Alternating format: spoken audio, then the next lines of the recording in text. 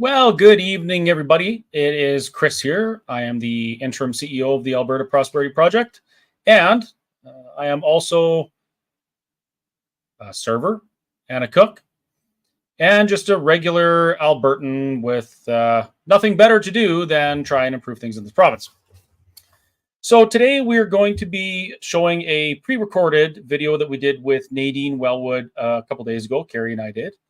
The reason for that is because Nadine is in Calgary tonight doing a live in-person meeting about the Alberta Pension Plan. But we had this webinar scheduled about the pension plan, so we decided to do it in that way. So the way it's going to work tonight is we're going to show the recording of the video that we did with Nadine. And then at the end, I'm going to go through the questions and I will answer them as best I can. Throughout this process, I've become fairly knowledgeable about the Alberta Pension Plan. So it is very likely that I can answer your questions. If I can't, we'll make sure that we add them to our frequently asked questions on the Alberta Prosperity Project website. So speaking of the Alberta Prosperity Project, the Alberta Prosperity Project is a grassroots educational organization with the goal of educating Albertans as to the benefits and the merits of Alberta independence, or Alberta sovereignty, if you want to look at it that way. There are many reasons for this, and the biggest reason, and something that we've all experienced in the last few years, is we really saw some loss of our freedoms and certainly our prosperity. And it brought up a lot of questions. It shone a light on a lot of things that we really didn't pay too much attention to, but we're paying attention now.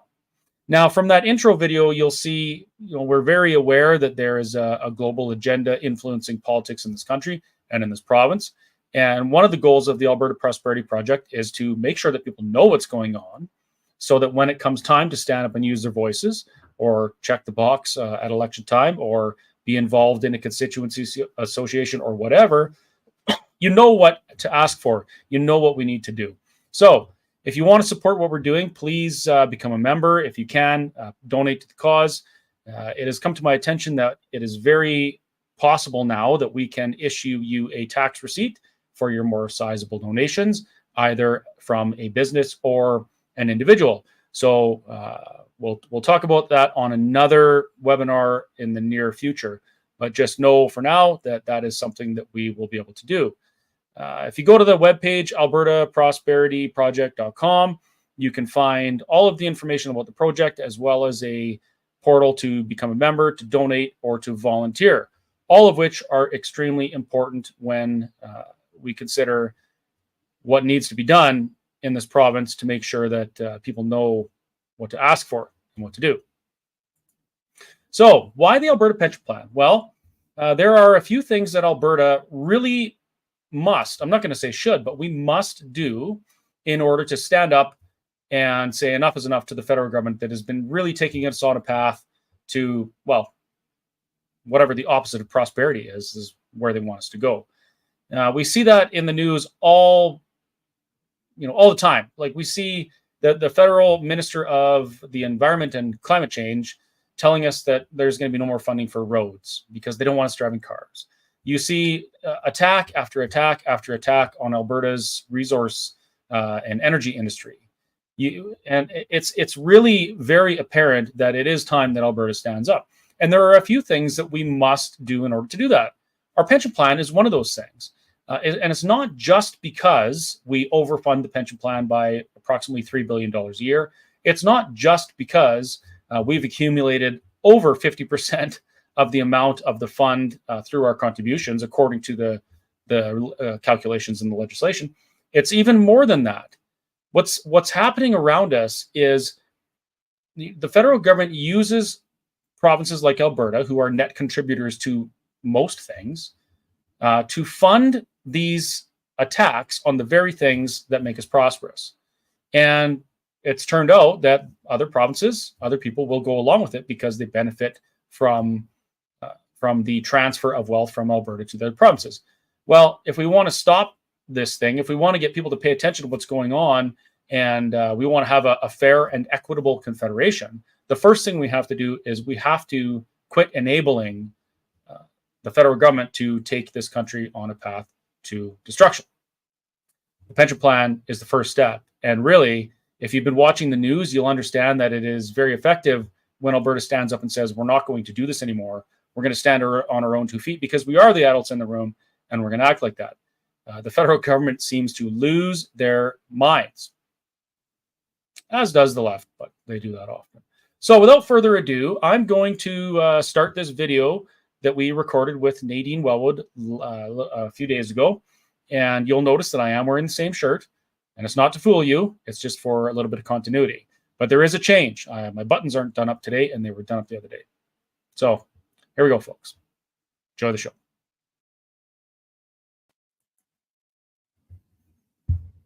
Well, Nadine Wellwood, it's been a minute. How have you been? I've been very good, Chris. How are you doing? I'm doing okay. I hear you're pretty busy helping to educate Albertans about this Alberta pension plan that's all the buzz right now. We are definitely trying to do that. Yeah, and I'm grateful for it, as are many Albertans and the Alberta Prosperity Project, because that's one of our goals. We want to see Alberta prosperous and free, and the way to do that is by taking back as much sovereignty as we can and standing on our own 2 feet like the adults in the room that we are. So before we get going, can you just kind of let people know who you are, where you came from, and why you decided to get involved with this conversation about the Alberta pension plan?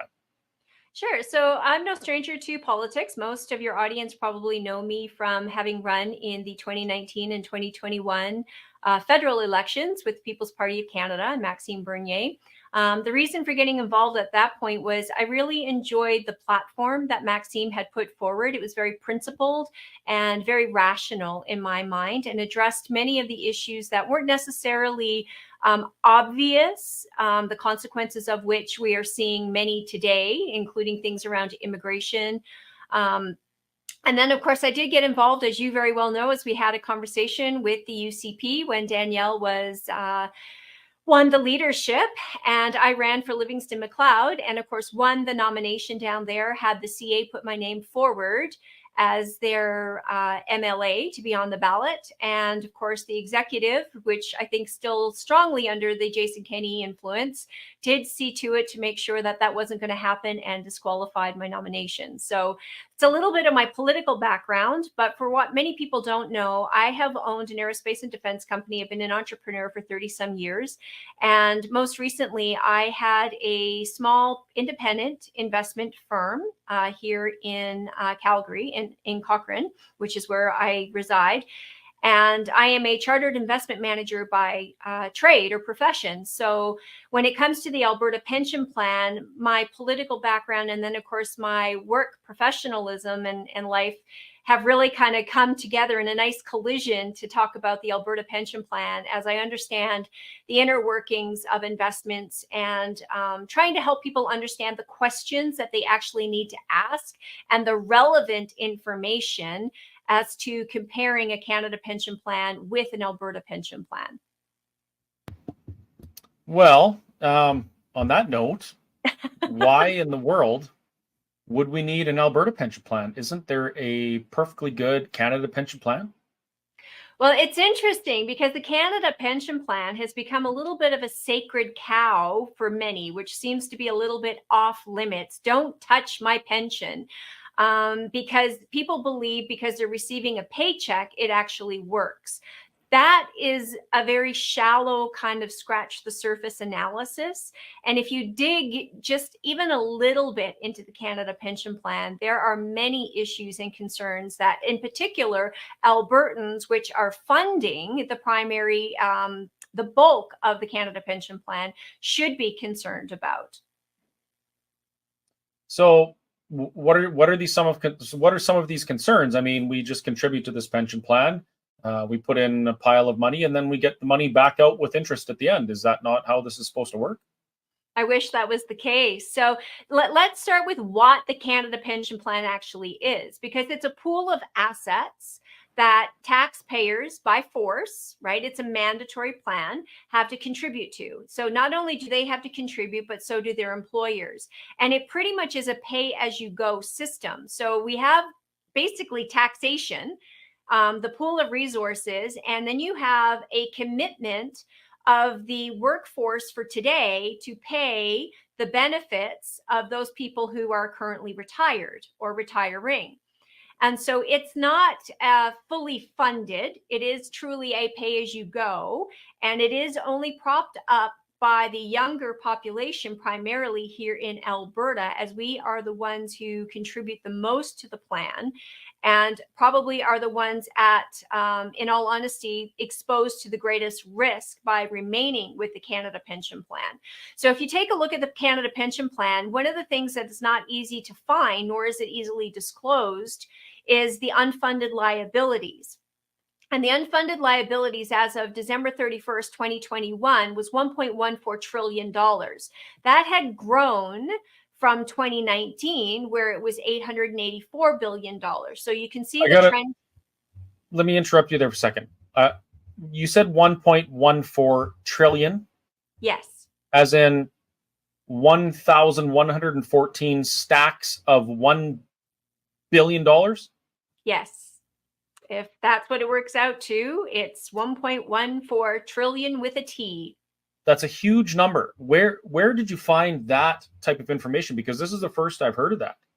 Yeah, if you go into the Chief Actuarial Report, the latest one that was done in 2021, I think it's report number 31, you'll find it hidden. It's one line is the only mention it gets, one line under acknowledgements. I believe it's on page 187. Okay, and who does that report? That's the Chief Actuarial Office. So this is the independent audit that's done to assess the sustainability of the Canada Pension Plan. It's done once every 3 years. Okay, so is it like that information would be reliable? I mean, that's from the source and an unbiased external auditor? Absolutely. This is based upon all the information provided to, it's an audit. So if it's not factual or accurate, then there's some hanky-panky going on in some sort of government organization, because all the information that's provided to the chief actuary is what's used. And that's Stats Canada, that's the CPPIB investment reports that are provided to them, which they do annual reports. Okay, so to me, that sounds a little bit off-putting if I was going to be putting my money in any type of investment, although it doesn't sound like CPP is actually an investment, because if it were, you would put some money in, it would grow, and you take it out later, but that's not what happens. So what's the consequence of that 1.14 trillion in, what did you call it, unmanaged assets? It's unfunded liabilities. Unfunded liabilities, yeah. Yeah. So what's even more interesting, in addition to that, before we get into that conversation, is the fact that in 2026, the contributions are actually not going to keep up with the expenditures. So as it's written, the expenditures will actually exceed the contributions come 2026. So now, not only do you have unfunded liabilities today, when that's not the case, that is actually going to compound, in my opinion, and you'll see unfunded liabilities absolutely explode when the contributions no longer meet the expectations of the actual expenditures. Okay, so I know this is up in the comments. What is an unfunded liability?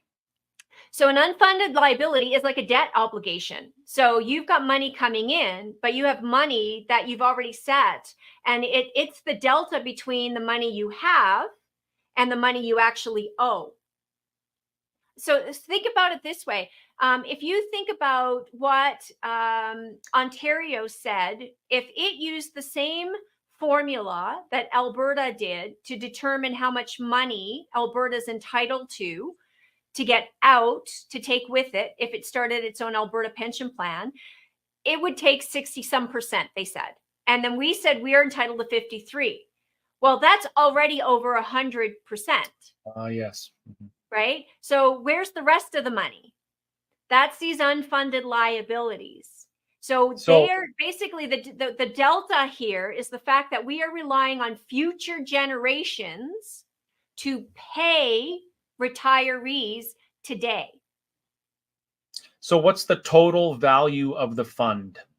The fund right now currently sits at about 576 billion with a B. 576 billion. And there's 1.14 trillion in unfunded liabilities. Yes. Okay, so let's imagine that the CPP was just something that anybody could invest in of their own will, and it wasn't forced by the government. As a investment manager, would you recommend people to invest in that fund? Absolutely not.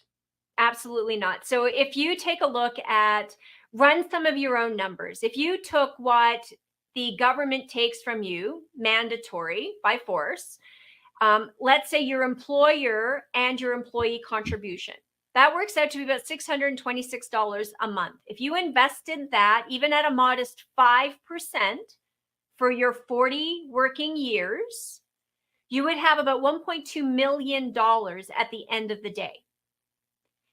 And if you were to then, by say, I want to plan to the age of 85, I don't think I'm going to live past 85. So I just want to keep my investments, pay myself an honest monthly income. That's about $8,000 a month. The maximum right now today that you are getting, because it is not a pension plan. It is not your pension plan. It is a government benefit. It's a fixed amount set by the government of $1,307. That seems actually a little bit pathetic to me. But yet I do hear people saying, don't touch my pension plan. I love this pension plan. It seems to me as though the facts do not support continuing in the Canada pension plan. The facts seem to me to support doing something better. And the bar is very low here, apparently. I think we could do better very easily. So it occurs to me that I don't think it's facts that people are basing these "don't touch my pension plan" on. I think it might be more of a feeling. So what are we going to do about that? Like, people are emotionally attached to this Canada pension plan, it seems. Yeah, and it's hard because I read an article the other day that said it's actually the younger population in Alberta that supports the transition to an Alberta pension plan, and it is more the seniors that are afraid of losing what they already have. So if you understand behavior and cognitive dissonance, I mean, change is very difficult for people. Even if the benefit is greater, most people are more motivated by fear, right? So they don't want to lose what they already have. Better the devil they know than the devil they don't. And that becomes the biggest hurdle, I think, for us to overcome. But the only way to truly overcome that is to assure individuals that your pension is not at risk by moving to an Alberta pension plan. In fact, there is greater risk, especially for future generations, not to the people who are already drawing on their pension plan. Sure, if you're, 75 and you're already getting your CPP, you're going to continue to get your CPP. As a matter of fact, by moving to an Alberta pension plan, you could potentially actually see better benefits. And what you're doing is ensuring for your children and your grandchildren a better financially secure pension plan under an Alberta pension plan. So you have no risk. And what you've done is created an opportunity to leave something better behind. So in the proposal that the Alberta government is putting out regarding an Alberta pension plan, is there any kind of a guarantee in there that nobody's pensions will be reduced or removed? Do you know anything about that? Yeah, so absolutely. So in the Canada Pension Plan Act, it says that any province can withdraw with giving notice. But one of the conditions is that the pension plan that will replace the Canada Pension Plan, so in this case, an Alberta pension plan, must be better or same benefits. So there is no risk to anybody that they will receive a lower payment or no payment. It has to be the same or better. And if you look at the demographics and you look at the economics and you look at the immigration, which are the primary drivers of the stability around a Canada pension plan, Alberta outperforms Canada on all fronts. So by moving to an Alberta pension plan, economically, we are far more stable and far more productive. Canada is one of the worst performing for the next 3 decades, according to OECD, which is the Organization for Economic Development that assesses all the global economies around the world. And immigration, obviously, we have people moving to this province, and demographically, we are a younger demographic. So we actually have more people working and contributing, and nowhere near the number of people that are retired to rely on the contributions. So on those three fronts, Alberta, bar none, outperforms Canada and would provide greater security to a pension plan than staying with the Canada pension plan. So let's have a little hypothetical situation here. Say Stephen Guilbeault, Justin Trudeau, and Greta Thunberg are successful in destroying Alberta's economy, destroying our energy industry, and our young, vibrant workers who have their whole life ahead of them of contributing to a pension plan, they disappear, and all of a sudden, Alberta's in a position where, hey, we're not this have province anymore. How would that affect our pension plan? Like, is there a way to structure this in such a way that the fund could actually sustain itself and pay for itself without that huge younger demographic? The demographics are what they are. I mean, at some point down the road, they may shift or change, but they're not going to change within the next, 2.5 to 3 decades. So for 2.5 to 3 decades, we have a younger population where the contributions far exceed the demands on benefits. The key here is, if you look at what Canada, what the federal government is currently doing, and they're not just doing it to Alberta, although Alberta gets hurt more than most, but you look at the announcement that Guilbeault made today, municipalities, he's not encouraging and not providing any more funding for the development of roads. Financial Post actually wrote an article, I think it was yesterday or today as well, that came out. I just did a video on that, talking about the population trap and how there is no chance for the next generation to improve their standard of living. How's that when you're 25 years old to have, a group of economists and an article that comes out that says, yeah, due to the mass amount of immigration that's come into the country and all the resources that it takes and all the savings being used to maintain current capital labor ratios, that there is no way for you to improve your lot in life. Geez. Well, that does touch on another thing, and immigration is a jurisdiction of the provinces. And I really think if we allow the federal government to control the way our immigration works in this province, none of that's going to get any better anytime soon. So I believe when Alberta pulls out of the Canada Pension Plan, we also pull out X amount of dollars that, according to the current calculation, we are entitled to. Now, let's just use a round number of $300 billion. I think the number is like 343 plus maybe another 20 billion or something. However, let's use 300 billion. In the case of an Alberta pension plan, I believe that the people of Alberta get to decide in what way that amount of money is either managed or dispersed, what the province does with it. If we took a good portion of it and started the fund with that, how much of a head start or a jump start would that be to a sustainable pension plan? And that's a really great question. And that's a number that I'm trying to find an answer to right now. That's a lot of actuarial data to kind of say if we started, and I would even start lower than that. I would start so Trevor Tomes, for example, did a report, University of Calgary, professor of economics, did a report, and he had a slightly different interpretation as to how the number would be determined for the assets that transferred to Alberta. And his number, though, even still, was 120 to 160 or 150, I think, $billion. AIMCO currently manages $164 billion. So this is not an insignificant amount of money. But in reality, if you take a look at the risks associated with the Canada Pension Plan, and you take a look at the surplus, if you can trust the LifeWorks number of that $334 billion, there is a $5 billion surplus in the first year. That's just the savings from withdrawing from the Canada Pension Plan and starting our own Alberta pension plan. That money can be invested. So even if we started at zero, because the reality is we should not necessarily be waiting on the federal government here to give us a number. guaranteed that number is going to have to be debated, negotiated, and it'll probably end up in the courts. I don't necessarily want to wait 3, 4, 5 years to find out what that number is and then go to referendum. Ideally, let's have a referendum. Let's make the decision based upon facts. And the fact is, we do not need anything from the federal government to start. Our population in Alberta, 65% working. So we have a 36% of the population that money then gets invested.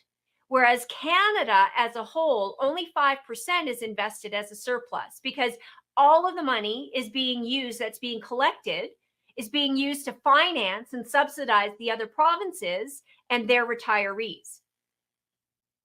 So the Canada Pension Plan started in the 60s, I believe, correct? 1966. Okay, so in 1966, did the federal government and or the provinces inject X amount of dollars to start the pension plan so that it could be sustained? Aha! So here's my point. For those that are watching, the Canada Pension Plan is a pay-as-you-go plan. So we pay a bunch of premiums and then people withdraw the premiums almost immediately. The huge difference, if we pull out of that current system and take even a portion of what the math suggests that Alberta is entitled to, we start with a sustainable, not a pay-as-you-go Ponzi scheme, but an actual investment account that's being managed properly by Albertans, and we would have a say in that because we, as Albertans, we can change our government here, but unfortunately, we can't change the federal government. So this starts with a nest egg instead of relying on the demographic. Yes. So you touched on two really good points there, is the fact that it's far easier for Albertans to influence an Alberta government than it is a federal centralized government. So that's key. And then the other one you mentioned is population, because Alberta is going to start with 120 let's say at a minimum, $120 billion. And realistically, we have a working population of 2.25 million people. Right now, Alberta is the primary contributor, supporting 21 million. Wow. If you look at the Canadian number. That's pretty wild. So let me throw this out there. As an investment manager, let's say, I'm going to give you $160 billion. And I want you to manage that fund, and I want to know what the return is. What's a modest return on $160 billion? Well, everything should be around a benchmark. So, Canada Pension Plan has been boasting, a 9.6% annualized return. And the projections moving forward in the chief actuarial report are averaging about 6% with no down years, no corrections, which is a dangerous assumption in my opinion as well. But with all that set aside, comparing apples to apples, what you want to do is I would enlist the actual experts who manage each and every asset class. So instead of bringing in-house salaried employees, which sometimes, that asset class is performing, sometimes it's not, I would actually look to outsource more of that, preferably, because it's much easier to outsource somebody who is doing excellent work, and that's all that they do. So, for example, you can't be the expert in all things, right? I mean, that's just logical. So why would you even try? I would go find the asset manager who's doing the absolute best, has a good track record, a good history and somebody who's been outperforming the benchmark.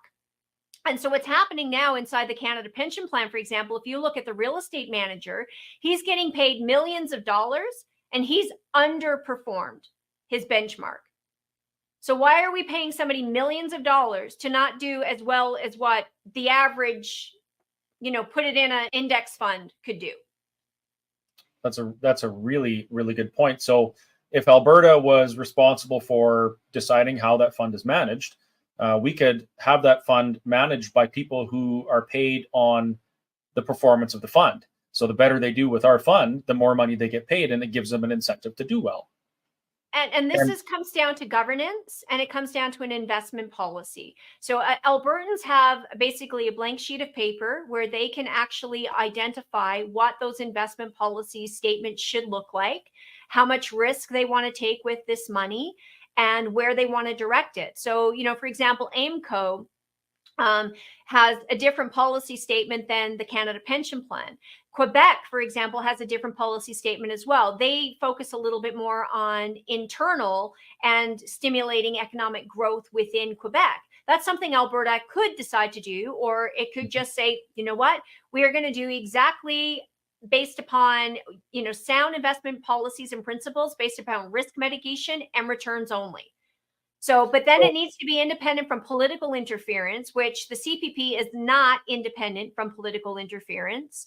It is independent from a day-to-day operations. Nobody tells the management team what to buy or what to sell from a perspective of the actual investment, but they still have to answer to Parliament and other government policies such as ESG and DEI and climate change. Interesting. So is it fair to say that Albertans could say our pension investment fund will not invest in any companies that undermine Alberta's sovereignty or try and attack our industry or do things that are to the detriment of our province? Could we do that? Absolutely, we can. So you wouldn't necessarily frame it in that way, but I'm a big advocate of Albertans should not be participating in their own demise. And if you opened up the CBPIB, which is the investment board that manages the Canada Pension Plan, up until last year, they had welcome to a carbon neutral Canada, not a carbon neutral world, but a carbon neutral Canada. They were still heavily investing in Chinese coal. They were still heavily investing in oil and gas in other parts of the world. They just weren't doing it in Alberta. Wow. That's so we create the economic conditions to exploit our resources and get them to market and be prosperous. And then we fund these things, and the fund turns around and tries to kneecap the very thing that's contributing to the fund. Absolutely. And the federal government is very anti-Alberta, very anti-oil and gas. They really it's are. very much pushing the agenda. So what's happened, instead of having an investment committee, what we have now are political activists. Yes. And that's what has to stop, right? I mean, this should be an investment committee based around sound investment policies, sound investment returns, looking at returns and risk. It shouldn't be pushing a political agenda, which is exactly what it's been doing for years now. So maybe we were talking about the feelings associated with this. Maybe people should try and digest the fact that their future, their investment, their pension is being jeopardized by playing political games and pursuing a fairy tale DEI agenda. So the people that are saying, don't touch my pension plan, leave my pension alone, maybe they should look and see where that pension plan or where that money is being invested. Like, even not even talking about the fact that we don't get what we put in it, but that seems like a really risky game to play political posturing with an investment fund. Absolutely. In my opinion, this whole activism that we've seen on the political front, just fostering these ideologies around climate change policy, green technology, it puts an excess of pressure on investment committees to have to find these types of investments. And then I think you're trying to make excuses in some respects to justify investing this way by a more obvious investment where, the return is more obvious, the risks are less, and they're probably better known. So, in my opinion, climate activism and diversity, I want the most competent person to run my money, to manage my money. I don't care whether you're blue, black, purple, pink, green, yellow, what religion you are. What I care about is, do you have the necessary skills and do you have the proven track record to manage my money as effectively to my best interest? I mean, and that's called fiduciary duty. So do you want somebody who's going to have a fiduciary duty, who has a responsibility and is accountable only to you to act in your best interest? Or do you want somebody who's going to play the political game and have to, adhere to political influence and activism and make compromise as to how your dollars are invested. That it's a little bit frightening when you think about this. We're compelled by law to contribute to the Canada Pension Plan, and we really have no say as to where that money goes. We're actually it is a form of taxation without representation. Yes. And even worse, that money can be used and is used, because I've seen some of the places it's invested in too, and some of the companies that are invested in have very strong ties to organizations like the World Economic Forum, who really don't seem to like Alberta very much. And it just blows my mind that people aren't or haven't been up in arms about this before now. This is one of the reasons specifically why Stephen Harper included the Alberta Pension Plan in the firewall letter, was because he knew that if Alberta was going to insulate itself against the external attacks coming from the global elitists, we would have to manage these things our own, so we could decide where our money goes and what it supports. So I'm really, really happy that we're finally starting to see a glimmer of light to start ticking off the boxes of those 5 things. So where do we go from here? I mean, in this conversation, it seems pretty cut and dry. That the facts are the facts. Math doesn't lie, and we really have a lot of statistical and historical evidence as to why we shouldn't continue with the CPP. What do we do now? So I think the first step is to make sure that we actually do force the referendum. So my concern now is that, a backroom deal is met and there's political, activism that's going to occur, in which case, it'll be, well, it doesn't seem to be a lot of public support. And so we're just going to drop the idea entirely, or we're going to completely wait until the Minister of Finance, who is a member of the World Economic Forum, where she's a director, she sits on their board. And then in addition to that, she is the one who is personally responsible for appointing the board of directors for the CPPIB. So he who does the hiring obviously has political influence and carries weight, right? So for me, it's about forcing the referendum. So we are looking to acquire a 200,000 signatures via petition to put on the UCP's desk to say, whether you're for or against, I don't care. At this stage, it's just about, let's have the referendum.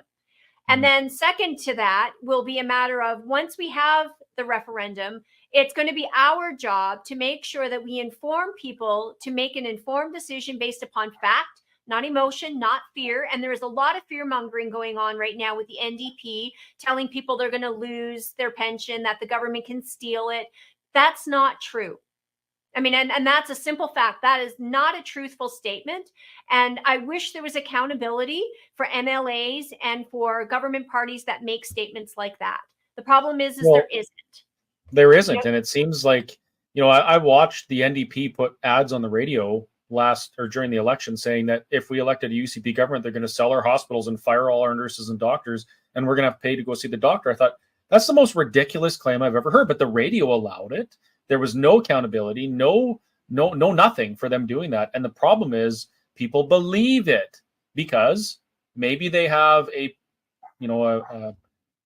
already have a bias against conservatism. Maybe they already have a bias against the UCP. So they're willing to believe those things. So I think we have a lot of work to do, but I am kind of excited and I'm hopeful because the Alberta Prosperity Project has brought on people like you, Nadine, and Tanner Naday, and Corey Morgan, and I'll be even at a couple of these events to tell Albertans these things and help get them involved so that we can share this information with our friends. Because I think that's the key here, is that this isn't going to be done by the government.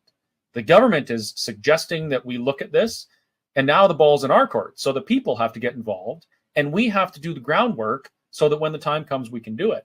So thank you for agreeing to share this information with us and attend the pension plan tour. I'm really excited for it. Do you want to maybe mention something about what that's going to look like, what people can expect, and how they can get involved to help do this and get it done? Yeah, so we have a website. It's albertafirstpension.ca, and we will be posting all of our tour dates and locations to that website. Like you said, we do have a variety of speakers. I've also been interviewing a number of different individuals. So for me, it's not just about taking talking points and then regurgitating them. So, I'm looking for people that are extremely credentialed. So for example, I had an interview today with a gentleman, Fergus Hodgson. He's got his master's in finance. He's got a BA in political science and a BA in economics. And he's just published a book of which he's talking about, Alberta in particular, achieving sovereignty. But more importantly, he does have a whole chapter in there dedicated to the Alberta pension plan.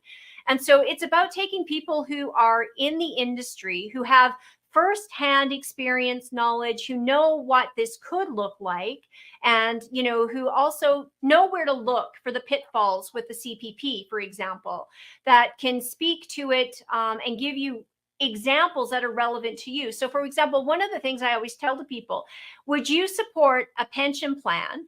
So if you were Quebec and Quebec pension plan says, you know what, that's it, we're not going to support any more hydroelectric power, we're shutting it all down.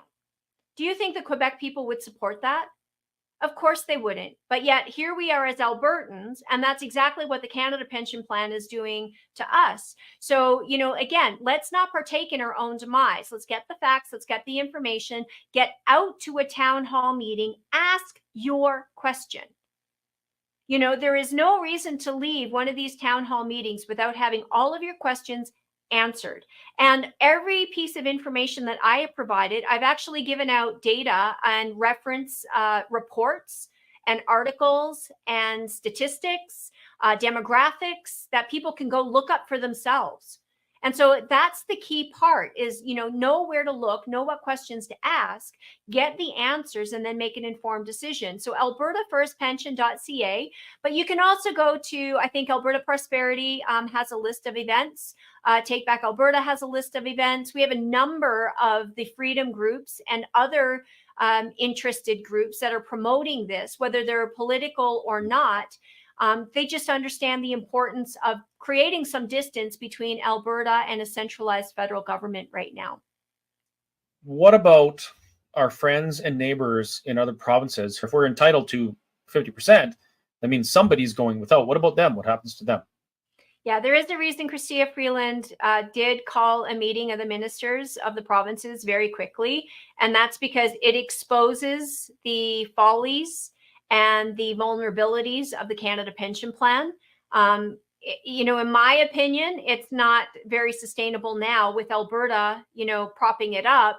Imagine if Alberta leaves. So there is no province that is going to offer us support. Maybe Quebec, because Quebec has its own pension plan. It never joined. So it's probably the only province I could see that would offer any kind of support, because it'd be kind of hypocritical for it not to. But every other province in Canada is going to resist this and encourage Albertans to stay. And I think that's just a fact. So the federal government has a vested interest in the Canada Pension Plan remaining the way it is, because if we start to shake this up, it's going to expose that they really, really dropped the ball on this. And the secure future that our seniors are thinking they have doesn't actually exist. So let's look at this in a dollars and cents kind of way. Do you know what the numbers are for what the net recipients of the CPP premiums, how much of their premiums would go up? Because I know that's a question. Like, is someone in PEI, is their pension premiums going to go, they're going to double? Are they going to get half as much when they retire? How's that work? Well, so withdrawing the number, that LifeWorks did actually do a quick number on this. And they did say that the contribution rate would increase to 10.51%, I do believe. Don't quote me on that. I would have to look that number up. Meanwhile, Alberta's would decrease to like 5.91%. And what's the current benefit? What's the current? So the current is 9.9, and that's going up though this year, because now we have a supplementary secondary contribution that's being made, right? So again, that's another nice way of saying it's not sustainable. So now this is the problem. Now we're increasing the amount that's being taxed, and we're applying another fee on top of a larger income now, which again is going to inadvertently affect Albertans more than it is going to affect other residents in other provinces. So our neighbors may see premium increases in the range of like 1 to 2% kind of thing. I think in the short term, they'll see increases to that number. I think in the long term, I don't really see a viable option. They just don't have the productivity, right? They would need to encourage more productivity and more income generation, more contribution. So there's only one way to fix the problem, and that's to either, well, there's a few ways: decrease the number of people that are drawing on it, the benefits, or you can increase the contribution rate, or you can increase the number of people that are contributing. So this is where the federal government has been doing this mass immigration, thinking that they can just increase the numbers, but that's a quality game. It shouldn't be a quantity game. We should be bringing people in with high incomes who are bringing their families, but not necessarily their extended families, who are now a draw upon government services like OAS and GIS and healthcare and education. So there's a whole other, area there that needs to be explored, and the problems are not obvious to people, and that becomes the bigger issue. I like that you said that, obvious. So I just want to remind folks, if Canada actually, let's say, if Alberta takes control of immigration and we start focusing on bringing people in who want to move here to have a better future, who can contribute, who, they're professional, whatever, that also allows us the opportunity to bring refugees in who need a place to stay because they're unsafe. If we focus on making sure that our province is sustainable, we can help more people. That's just the reality. But you used the word obvious.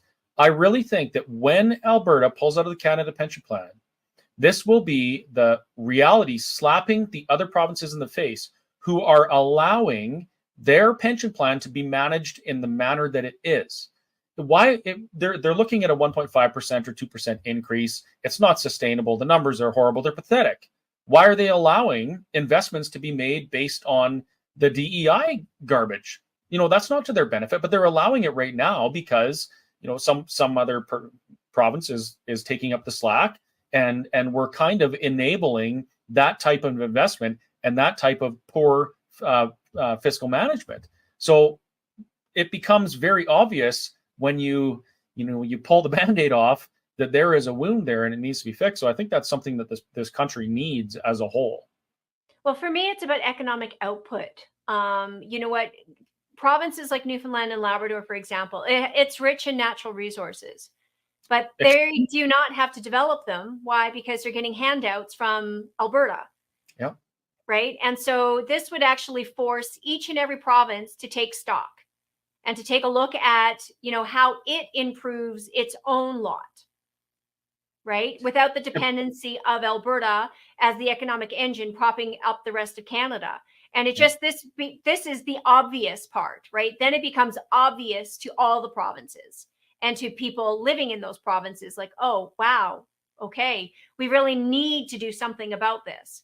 So they need the push. And it's going to be that push that allows them to then say, to the federal government, thank you. Your policies about, EVs is very nice and not very practical. And we've entertained it. But you know what?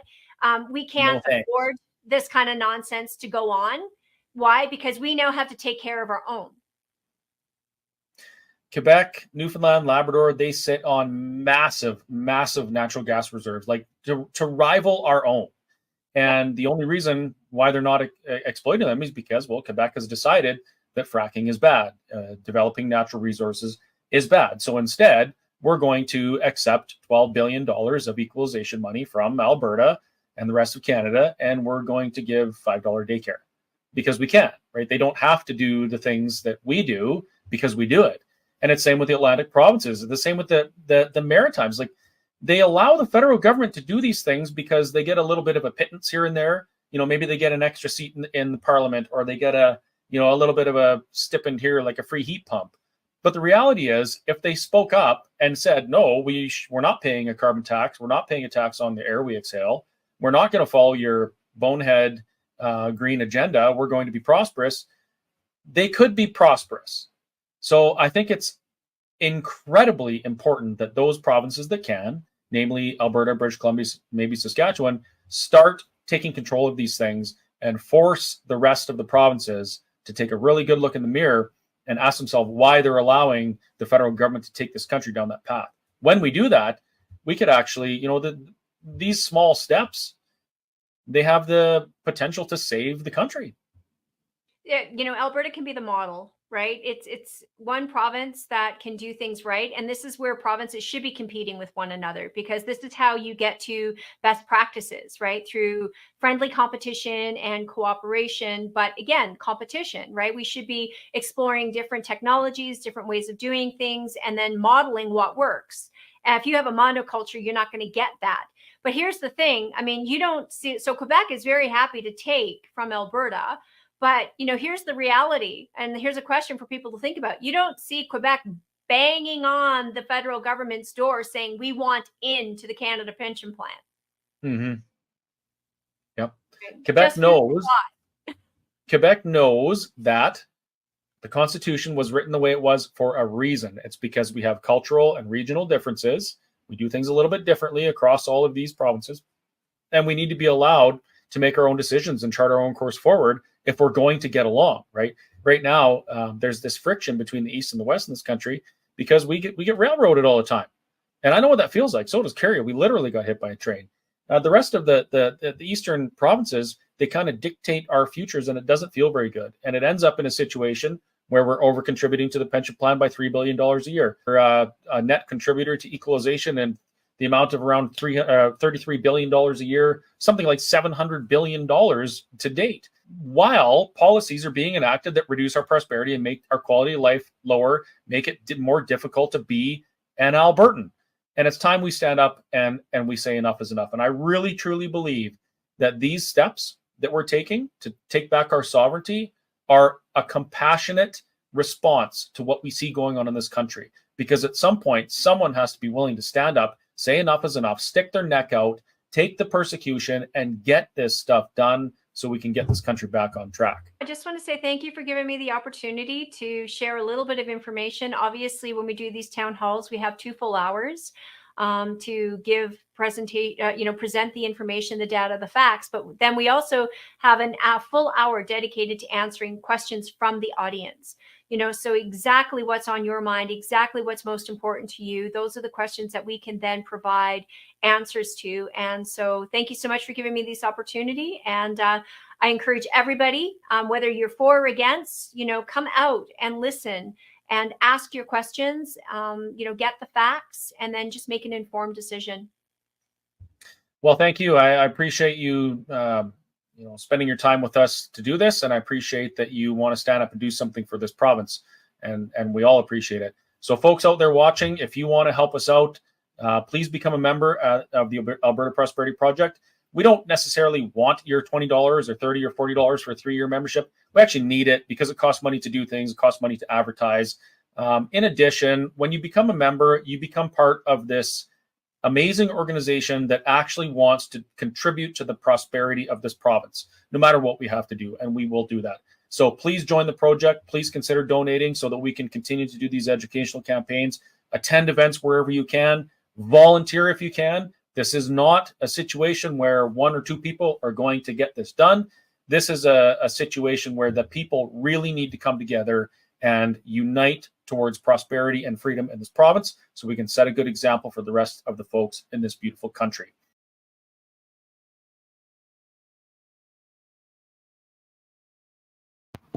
Well, Kerry always leaves with the best still photos of me. Okay, so I'm going to do my best to get through these questions as quickly as I can. I really enjoyed doing that video with Nadine. She's really super knowledgeable on these things. And if you want more information or you have more questions, go to one of the events. Please go, and you can just put your hand up and ask the question, and she will answer it. Or Tanner or Corey or one of us will get it done. So let's go through these questions, and then I'm going to close up with a very big ask from all of you fine folks. Okay, where are our questions? Let's find some question marks. And thank you to Max, who's been working in the back, getting some of the questions tagged so that I can answer them now. Okay, this is an excellent question from Mr. Heath. What are the big unions in Alberta getting from the federal government or their federal counterparts that makes them so afraid of Alberta upsetting the federal pension cart? Excellent question. Here's the thing. The majority of the unions in Alberta, and actually across the country, are very, very socialist. They're very heavily influenced by the NDP and the Liberals. In Alberta, actually in every province, the NDP government, there is no provincial NDP. It's all federal NDP. They just have provincial arms of the party. Okay, so everything that the provincial NDP does in an individual province, it kind of has to satisfy the federal NDP because that's their boss. Jagmeet Singh is their boss. So when you ask what the big unions are getting from the federal government, it's not even necessarily from the federal government. Let's just look at Alberta. In Alberta, the union bosses are very strong NDP advocates, as you can see. I mean, the Alberta Teachers Association, the Alberta Federation of Labor, they are both heavily influenced by the NDP. As a matter of fact, I've seen emails come across my desk from both those organizations saying things like, you better vote NDP, otherwise you won't get your raise, right? So another thing you'll notice is that the union bosses all have, not all of them, many of them have seats on the provincial board of the NDP. They get money, they get power, they get a position for advocating for a certain political party. So if you ask yourself, well, why is it that the NDP is so against an Alberta pension plan that, as the math suggests, is obviously in Alberta's best interest? It is not because they have the best interest of Alberta in mind. It's because they have their best interests in mind in their political aspirations, and they want the position. So they toe the line, and they mobilize their unions to vote in a particular way so that they give power to those that are going to scratch their back. Very simple. It's kind of genius, but also disgusting. And if we know about it, we can put a stop to it. Michelle asks, why are we not live on the Alberta Prosperity Project Facebook page? I'm not sure why that happened. It is selected in the StreamYard streams. We will look into it and get that fixed next week. In addition, if you missed the webinars or you just came in at the end, you can always go back and find them online. Kerry does a fantastic job of making sure they're posted to Rumble and YouTube and BitChute and all those things. So they are available. Next question. Yeah, here's one. This isn't a question, it's a statement, and it's very true. CPP is a joke. Yes, it is. I'm single, and if I die tomorrow, all that is paid out is $1,000 death payment. And that is true. And why is that? It's because the CPP is not an investment fund. It is not a mutual fund. It's not an RSP, that type of thing. The money isn't actually there. It's there, and then it's paid out right away. It's a pay-as-you-go type system. So there really aren't any benefits because you haven't actually accumulated anything. You've just been paying other people's premiums. Here's a question from Kathy Richardson. Is it true that the current government has taken money from CPP and given it to other countries and supposedly has invested in Chinese real estate? Yes, that is absolutely true. The CPP invests a portion of the money that the fund manages. So you heard Nadine mention, and we showed the screenshot of the report detailing it. The CPP has $1.14 trillion of unfunded liabilities.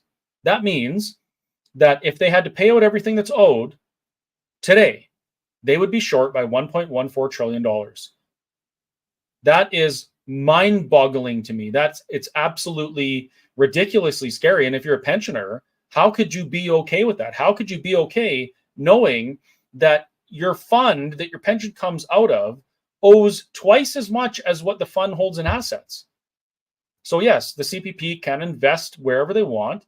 And they posted something like, I think Nadine said, a 9.6% return, which is actually not too terribly bad. But the problem is, it's not that they're investing, $100 billion and making a return on it. They're investing a very, very small portion of the fund because the majority of the fund gets recycled back into payments immediately and isn't available as an asset to invest. Next question. Actually, here's a statement that I put up earlier. For those of you who mentioned we don't trust the provincial government with our pension, I've heard that lots. I have a tremendous bombshell for you that I will discuss after Nadine has finished her presentation. And I will discuss that after we're done with the questions. And please, folks, continue to put up questions if you have them. I'll get to them as soon as I can. This isn't a question, but a statement. And I hear this more and more every day because of the work that you folks are doing in supporting what the Alberta Prosperity Project and other groups are doing. Len says, as a senior, I'm all for APP. I'm hoping that you mean Alberta Prosperity Project and the Alberta Pension Plan, but you know what? I'll take either. More questions. Sorry, I'm just getting to them. Here we go. From my friend Maria Wall. So what happens when people, let's say from Southern Ontario, move to Alberta just before the age of 65 just to get a bigger check? Well, I'm not 100% sure on this, and I will make sure that there's something posted at the Alberta Prosperity Project webpage in the frequently asked questions to answer Maria's question. The question is, so what happens when people move from another place to Alberta just before 65 to get a bigger check? In my opinion, they would not get a bigger check. So the Alberta Pension Plan would be based on what your contributions are. I'm assuming that it would be based on your place of residency at the time that we withdraw our funds from the CPP, and then it would be calculated on that type of basis. But the thing to remember here is if you contribute to a pension, that pension is yours. If you contribute to the CPP and you move to France, you continue to get your CPP. If you contribute to an Alberta Pension Plan and you move to Quebec, you would get your Alberta Pension Plan. That's the way it works. It's your pension, and you get it no matter where you live. So while it would be very unlikely that you would be able to move to Alberta when you're 64 just to get a maximum Alberta pension benefit because you haven't contributed, your pension would follow you wherever you go. So I hope that answers that for you, Maria. Len again. As a senior collecting pension, if I were to make an online income, would there be any clawbacks like there are with OAS and CPP? That is an absolutely excellent question, and it brings up a very disturbing reality. If you are receiving your pension through the Canada Pension Plan, which you contribute to, it's actually your money. The government mandates that you must pay 9% of your income into the pension plan, and then you get it back when you retire. Well, they claw it back if you continue to earn money and be prosperous. So is that money actually yours? Is the pension actually yours? I would argue no, it's not. If it were your pension or your RSP and you were withdrawing for retirement, nobody would be touching it if you made more money. That's not the way it's supposed to work. And as somebody who's become very aware of the plight that our seniors and pensioners are facing with the cost of living increases we've seen, just knowing that if they go out and earn some money, that the government has the gall to deduct it from the money that they have been forced to save through a government savings plan, that's disgusting. And let's go to the next question. Again, Mr. Heath. Nadine has said, is an unfunded liability. Why don't we simply just allow those who are currently paying into the CPP be the only ones eligible to vote? With the guarantee was already mentioned that those dependent on this payment will be better off. Here's the thing. I am a strong advocate for the government just doing it. Like, we do not need a referendum for this. This is not a constitutional thing. The government can, by a piece of legislation, simply withdraw from the pension plan and have an Alberta pension plan. And that's what I would have liked to see, because I know it's the right thing to do. I've seen the math. Math doesn't lie. It's easy to determine. Well, it's not super complicated to determine what this would look like for Alberta. And if we did it now, within 4 years, we would be seeing the fruits of that decision, which is better pensions, less contributions, and a better managed thing because it would be managed by Albertans. However, the Premier, Danielle Smith, is very adamant that she will not act as a tyrant like her predecessor did. So while I believe it is the right thing to do for the government to simply say we're doing this because they can, we elected them to do these things through democracy, she doesn't want to do that. She wants the input of Albertans, which is admirable. So that's why it's not being done right now. The Premier has put this on us to do the work and make sure that people are educated as the benefits of the pension plan, and then we can have our say. And here is a response that I posted to somebody saying we need the referendum now. This is what I responded. We must educate Albertans as to the benefits of an Alberta pension plan before the referendum. People must know what to vote for. We need your help to do this. Please consider donating to our project, becoming a member, and volunteering. So let me just leave that. Here's my big ask. Over the last 2 years, things have improved markedly in this province, and we're still a long way from being where we need to be. As things improve, people are less likely to get involved in any kind of political activism, in advocacy.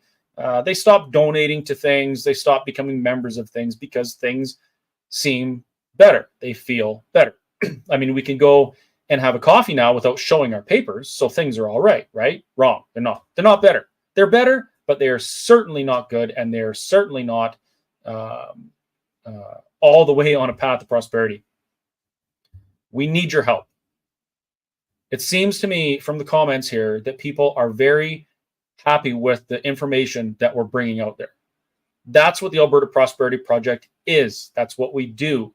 We are an educational organization with the goal of creating or ensuring a free and prosperous Alberta. The Alberta Pension Plan is one of those things, and that's why we're talking about it, because we know it is one step of many that Alberta must take in order to insulate itself not only from the attacks of the global elite, but our own federal government. We need your help. We need you to become members. We need you to volunteer and help with door knocking campaigns, help with these educational campaigns. We need you to organize in your area and bring people together so we can deliver these messages. And yes, we need you to donate as well. This isn't free. The software alone, like as the CEO of this project, I see the bills, and I had no idea what it costs to run and maintain an organization like this, even with 99% volunteer work. It is very expensive. We need billboard campaigns. We need radio ads. We need mail-out campaigns, door-knocking campaigns. We need all of those things, and it all costs money. We need your help. So if you want to see these things succeed, vote with your wallet. Help us do this work. I give you my word that we will work our asses off to make sure that every man, woman, and child in this province knows what the benefit of this pension plan is. And then we're not done there. We will make sure that every man, woman, and child in this province knows what the benefit of an Alberta Provincial Police Force is. Then we will do the same thing with Alberta Immigration. We will do the same thing with the Alberta Revenue Agency. We will do the same thing with Alberta Employment Insurance. And we will do the same thing with Alberta Independence, should those 5 things fail to ensure we're sovereign and prosperous going forward. We will not stop. And just because things have gotten a little bit better does not mean that we're done. We're not going to be done until we're fully insulated from these threats. So we need you. If you like these things, become a member, donate, and volunteer. And like I said before, we have a means by which we can get you a tax receipt for your donation. So, it's always nice to keep money in your pocket while helping a good cause. So there's my big ask. Back to the questions. Where are they? There's the link to join the project. And it's also in the comments, so you can copy and paste it. Here's another question from Mr. Heath. Very engaged, Mr. Heath. I appreciate that. Are the people of Quebec more intelligent and capable than Albertans? No. They're just more Quebec first. Albertans, they are somewhat Alberta first, Albertan first, but not like Quebec is, because Quebec had already established their culture and their identity even before Confederation, long before Confederation. Alberta has just recently kind of moved into adulthood. And so it's not that the people in Quebec are more intelligent. It's just they're farther along than we are. And I will point out that even when Confederation occurred, when our founding fathers wrote the original constitution of this country, it was well received that the provinces needed to be sovereign in almost every area, and that we would not have a national government. We would not be a federation. Confederation literally means against federation. Canada is founded on the principle of being against a federated, centralized government. Canada was founded on the principle of the provinces being sovereign. That's why the Constitution is written the way it is. So we need to get back to basics and take that stuff so that we can function the way we were intended to. Now, we could debate on whether or not that will be successful and whether or not we need to be independent. However, the conversation right up until that point is exactly the same. We need to take back sovereignty in all of those areas and do everything we can to exist as the original Constitution and our current Constitution intended us to within Confederation. Next question. Sorry, I got to scroll through lots of comments to get to the question, so just bear with me. I'll get to them. Where are we? They're coming. I promise. There's more. Here's an interesting comment. The only way the division will end is if we get rid of our federal government and all provinces become independent. That may be true. I would argue that it is important that each province take back their sovereign jurisdiction in all areas and tell the federal government to get their fingers out of it, and then we give that a go first, right? I believe that an independent Alberta is the only way, but I could be wrong. The steps up to there are exactly the same. Take back those 5 things which we can control right now, and then work on the rest going forward. But you're right. The division would end if the federal government would quit interfering and allow us to exist the way we were intended to.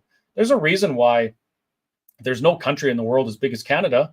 It's because when you have a region that vast and that many differing cultures and identities and things like that, you have to agree to disagree and let people exist on their own terms.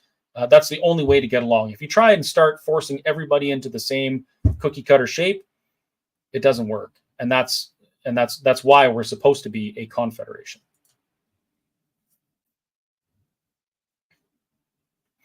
Sandra makes a very good comment. She says, I'm guessing that if Alberta pulls out of the CPP, every other province has to take a serious look at doing the exact same thing.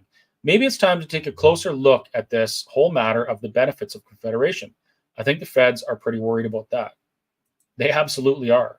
You know, we're literally pulling the plug on their endless trough of tax dollars, and they don't like that. But you know what? I don't like funding an endless trough of tax dollars, especially when those tax dollars are used to attack me, my province, and my way of life.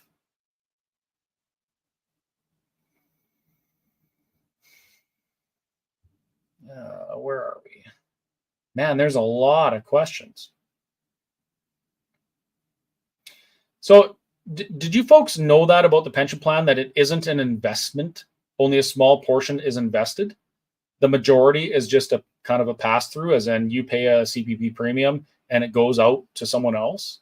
That should worry anybody who is on the fence about an Alberta pension plan.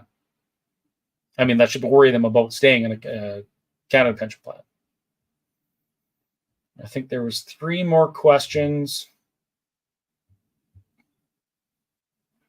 Here's a good comment from Marilyn. The threat of secession garnered Quebec a lot of clout. A nation within a nation. It absolutely did. What Quebec has done is definitely something Alberta needs to do.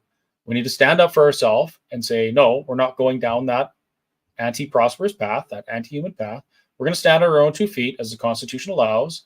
And you know what? Bugger off. How's that sound, federal government?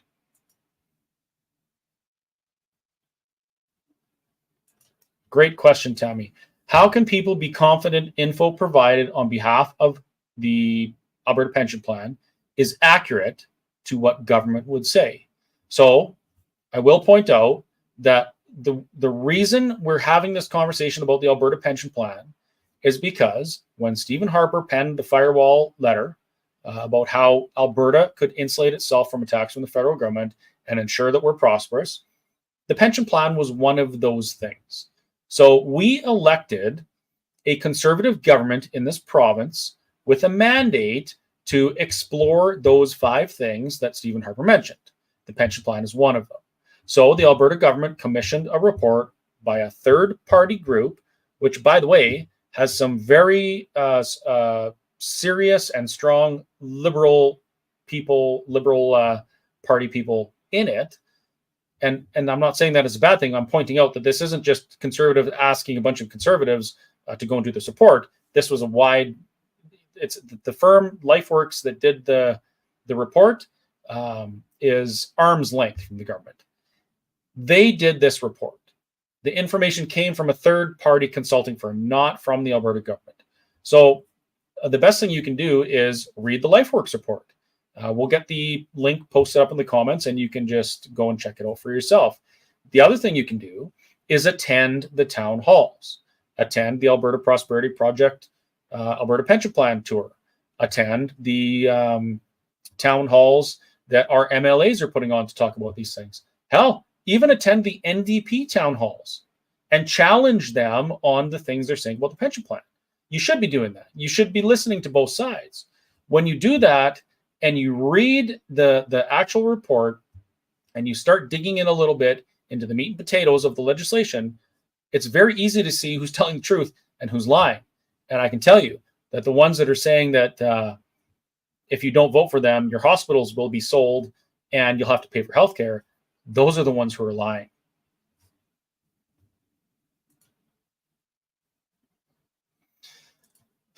Michelle, I love this question. Why is it up to us/you to educate Albertans and not provincial government on pros and cons of APP? That is a very good question. I spent the majority of my adult life relying on politicians to do the work for me, to save me. I'm done with that. Absolutely done. We cannot rely on politicians. Politicians, they blow whichever way the wind blows. And to be fair, if they don't get elected. They don't have a job. So what do? How do we make sure politicians do the right thing? Well, we become the wind. We become the parade that the politicians want to get in front of. Ralph Klein said that. He said, you know what? I don't create the parade. I just find one and get in front of it. And that's what politicians do. They're not the ones that create the movement. They just identify the movement and get in front of it because they know they'll get voted in if they do that. So we have to become that movement. We have to do the work. We have to stop sitting on our laurels and watching the world turn around us. We have to become civically engaged. This country, less than 2% or 3% of people are members in a political party. We say that we're the most democratic country on earth, and all we do is check a box every 4 years. What kind of BS is that? That's not democracy. That's the illusion of democracy. 3% of people are members in political parties. Political parties, they vote on the policy that they're going to bring into government. They vote on proposed legislation that's going to become law. And we sit at home watching Seinfeld instead of being involved in that, instead of donating 2 or 3 hours a week of our time to make sure our futures are prosperous. We have to stop doing that. It has always been up to us and not the government to make sure these things go well. We saw that all too clear over the last 4 years. So when you ask why is it up to us, I say we have the blessing that it is up to us. Not why me. This is not a why me thing. This is a what can we do thing. So thank you very much for that question. And I think there's only 2 more. When will this referendum happen? Michelle asks. I believe tentatively it's scheduled for 2025. Now, I could be wrong on that.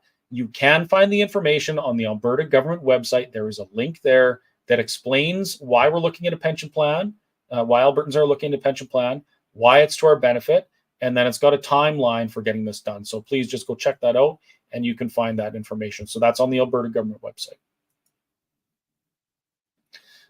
Christina asks, will Trudeau step down? Probably not. Narcissists don't step down. He'll just pretend that he was perfect and the best thing that ever happened to Canada, since his father with the National Energy program that also kneecapped Alberta because it was becoming the center of power of Canada. But that's another conversation. Michelle, excellent question. How would an Alberta pension plan be any different than an in-out pension plan? Number one, in 1967, when CPP was formed, it wasn't started with a nest egg. It was specifically an in-out plan. Now, for anybody who knows anything about investments, that's not sustainable. The difference with the Alberta pension plan is we would be withdrawing, according to legislation, according to a mathematical calculation that is really not open to interpretation. It's literally math. It is a universal language. We would be withdrawing X amount of dollars. Now, LifeWorks pegs that number at $333 or $343 billion. Oh my goodness, Chris, what are you talking about? That's like over 50% of the fund. And what's your point? If I invested in a mutual fund and I said to my investment manager, hey, I want to withdraw what I've invested, and they said, well, if you withdraw your money, then the other people that have that need to withdraw, it's not available for them. We have $1.14 trillion in unfunded liabilities. I would say, that's not my freaking problem. That's my investment, and I want it back. So show me my money. When you start with a nest egg like that, you can invest it and you can earn interest on it and you can sustain a pension plan in that way. So that's how this would be different. There's another really important thing to mention here as well. I did see a comment. I saw a couple comments about we don't trust the provincial government to manage our pension plan. Well, you know what? I don't trust any government to manage my pension plan. As a matter of fact, I believe that we should not be forced by law to give any portion of our paycheck to any government for any reason. I believe that we should be allowed to make those decisions for ourselves. I should be allowed to take 10% of my income and invest it in whatever the hell I want for my retirement. But that's not where we are. We live in a country where it's actually in the Constitution that we will have pensions. So we have a pension. Who's going to manage it better? The federal government or the provincial government? There's no right answer there. That's the wrong question. The question is, which government can we influence in order to make sure that our pensions are managed the way we want them to be? As an Albertan, can you elect a member of parliament to go to parliament and change the way CPP is managed through an act of parliament? No, you cannot. What do you mean? It's a democracy, right? Yes, it is a democracy, but our voice isn't loud enough. Albertans, along with British Columbians and Saskatchewanites, even if we all voted the same way and all elected MPs that went to Parliament and tried to fix this, we could not because we don't have the votes. Plain and simple. So right now, we are taxed by the federal government, and we do not have adequate representation to determine where those tax dollars go, taxes or pension or whatever. If our provincial government manages our pension plan, as the Constitution allows, by the way, for a reason, we can influence our governments provincially. If we don't like what our provincial government is doing, we will punt them, right? If we don't like what our political parties are doing, we will get involved at the CA level and we will show up in numbers and we will either change the leadership or change policy or whatever. But my point is, on a provincial level, we can influence these things. If you don't like how your pension plan is being managed, you get enough people, you bring them with you, you put forth a policy, and we get it done. We can't do that federally. So if you don't trust the provincial government with your pension plan, that is every reason why you should be advocating for an Alberta pension plan instead of a Canada pension plan. Because you as an Albertan, your voice matters, and your voice can change things in this province, as we've seen over the last 4 years. Next question. Good statement from Ernie. Ask any accountant what they think about CPP. Yeah, from the time I was, 15 years old, I've been hearing about we probably wouldn't have a CPP when I was ready to retire because it's not sustainable. wasn't sustainable then, it's not sustainable now, and we need out so that we can protect our pension, our pensioners, and our prosperity. Rhonda, this is a great question. So what would happen to the equalization payment? Could Alberta stop making those payments? Yes, with the constitutional change. Is it going to happen? No. The only way we can stop making equalization payments is if we have a referendum on independence in this province. The reason for that is there is no other leverage that Alberta could possibly use to influence any constitutional change on equalization or any other constitutional issue except for a referendum on independence. The Clarity Act states a successful referendum on secession would lead to a negotiation with the federal government, which may lead to secession. That also means it may not. What that means is it opens up negotiations so that we can fix the problems within Confederation that ail us. So the Alberta pension plan will not influence equalization payments. If we want to do that, there's other things we need to do. And for more information on that, please visit www.albertaprosperityproject.com, and we have all the answers for that. The Alberta Prosperity Project is the only organization that has a clear plan to a clear goal and an obvious solution for each and every one of these problems. No other organization has it. We're the only one. So check it out. I think maybe there was more than 3 questions.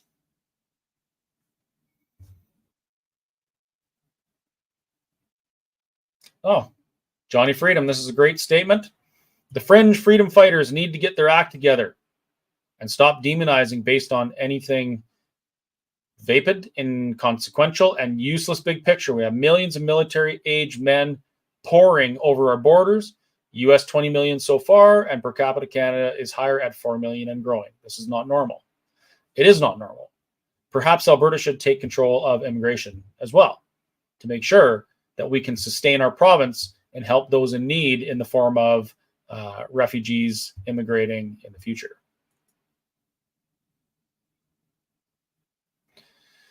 Almost to the end. Here's information right there, folks. AlbertaPensionPlan.ca. LifeWorks report is right here at open.alberta.ca/publication/app-analysis-lifeworks-report. How does this affect seniors? Well, perhaps with a effectively managed Alberta pension plan, seniors wouldn't have to choose between paying for their heat or their groceries. I'd say that would be a pretty positive outcome. Yes, Sandra, I just provided it. The LifeWorks report can be found here.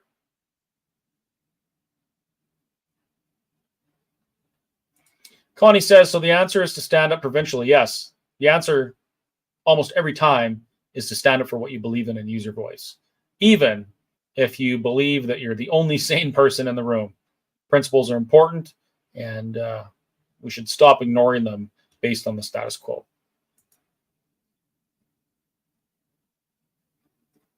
Oh, this is an interesting question. Cindy asks, what if referendum on an Alberta pension plan was successful, but before it was transitioned, the NDPs got in? Could they turn it around?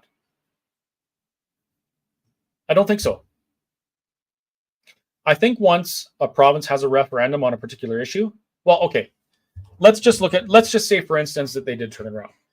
If 60 or 70 or 90 or 95% of Albertans said we want an Alberta pension plan, the NDP was elected, please no, and they said we're going to reverse this pension plan. Well, 95% of the people in the province would not like that. So what do you think would happen? Well, there would be no parade for them, and they would be removed from power very, very quickly. Probably with Albertans lighting a prairie fire, the likes of which has never been seen before, and removing every MLA from every constituency across the province. So it is very unlikely that, number one, it's going to be very unlikely that the NDP get in.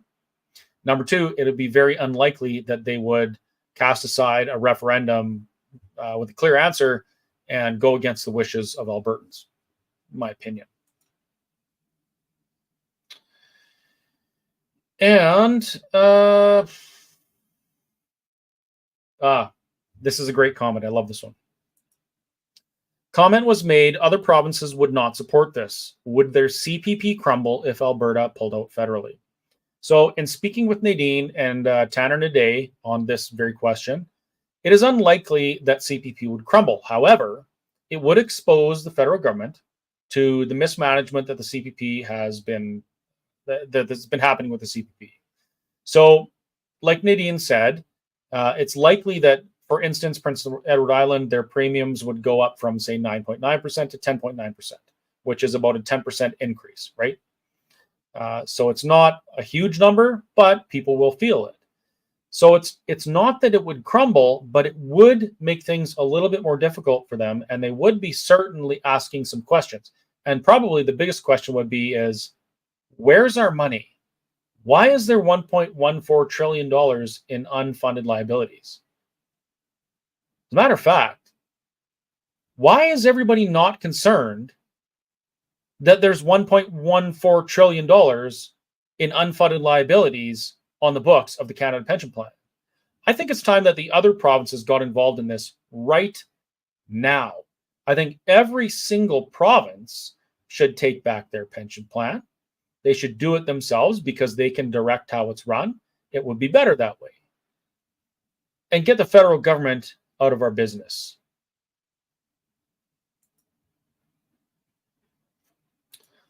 Who do you think would look after the pension plan? My friend Wayne asks this.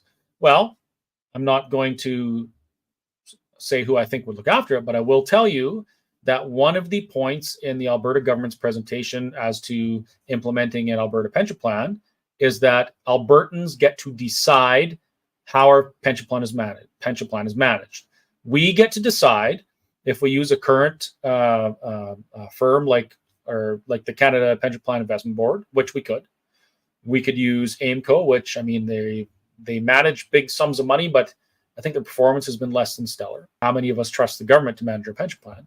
Or we could set up a completely new management firm to do it, an Alberta Pension Plan Board.